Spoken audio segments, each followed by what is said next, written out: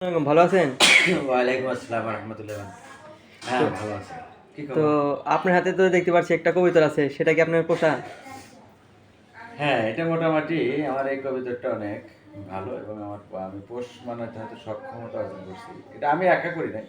আমার ছেলে সহযোগিতা করছে বিধায় এটা আমার সম্ভব হয়েছে। তো আপনার কি ভবিষ্যতে এটা বড় পরিসরে করার চিন্তা ভাবনা আছে? আসলে কোনো কিছু করতে হলে মন দিয়ে করতে হয়।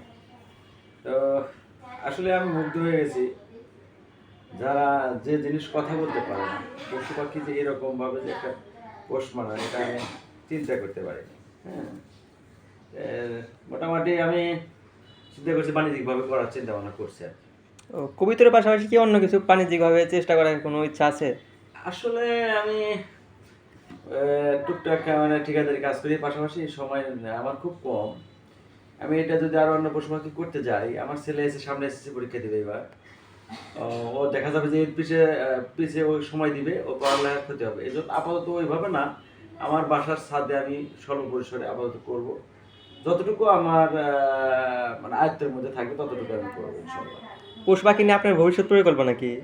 আসলে প্রকৃতিতে পশু পাখি না থাকলে প্রকৃতি মানায় না।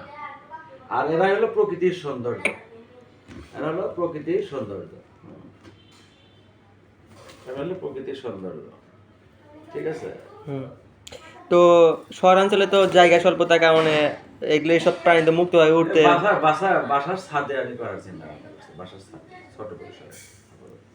ও, আর আমার ছেলে ও এটার পিছনে শ্রম দিতে পারবে তো। আসলে মূলত আমার ছেলের চা পাওয়ার থেকে এটা হয়েছে। হ্যাঁ, ঠিক আছে, ভালো থাকেন। হ্যাঁ, আসসালামু আলাইকুম।